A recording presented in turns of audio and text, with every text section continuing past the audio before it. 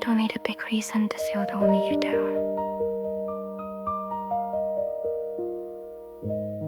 Sometimes things just settle on you slowly until you notice the weight.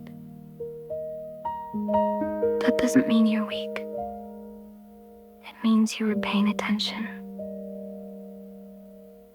You've been navigating more than people can see, making small choices that keep you steady.